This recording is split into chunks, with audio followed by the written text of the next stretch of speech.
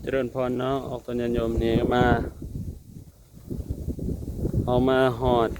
ผู้จองพาจองแล้วแต่ว่าของเบิ่งชมวิวทั้งหลุมเนาะ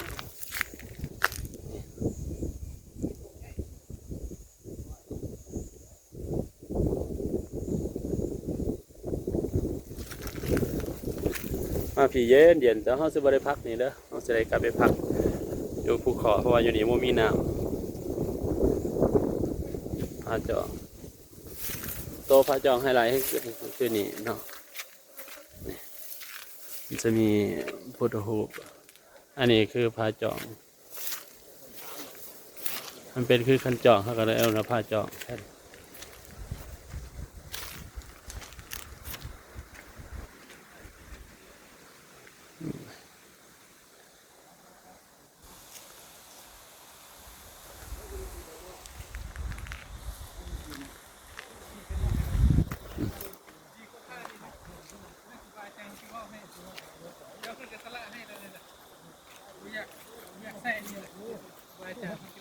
ของตีนน้ำมันนั่นก็มี โอ้มันมืดไว้มันบ่เห็น มันฮอดหัวข้อนะมันฮอดอาสมเจ้าคู่นี่นะ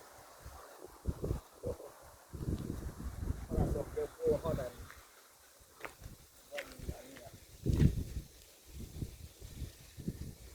เอาลงฮอดหัวหมดแตกกันน้อยเดียวนี่มันแวะไปหันมีน้ำนั่นน่ะอาสมนั่นแหละเดี๋ยวพอเข้าแล้วไปใส่ล่ะเนาะพอเข้าแล้วไปใส่พอเข้าแล้วเอาเฮ็ดแต่เต้นเพิ่น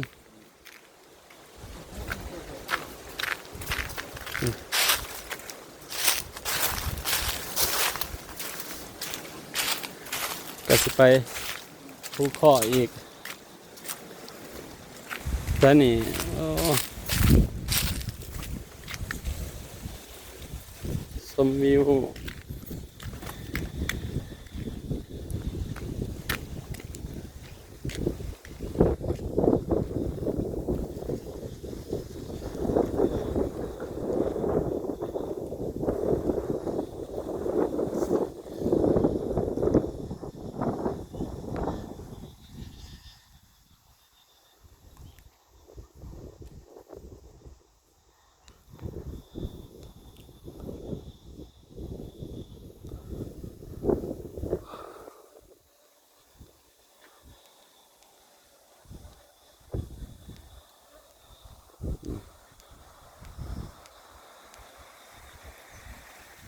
มันอยู่นี่สบายคันมีน้ำสบายแฮง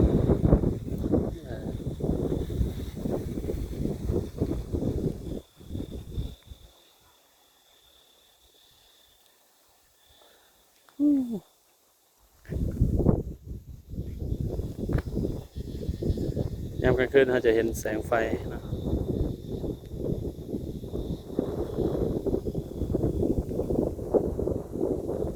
เราจะซูมเบิ่งโฟโต้รูปเนาะ